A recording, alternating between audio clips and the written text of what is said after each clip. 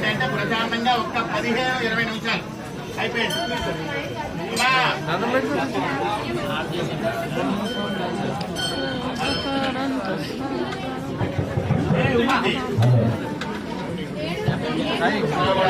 Anantha Vasuki శేషః పద్మనాభస్య సంఫలః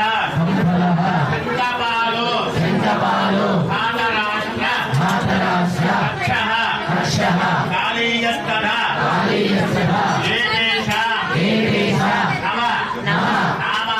నామాని నాగానాంచ మహాత్మనః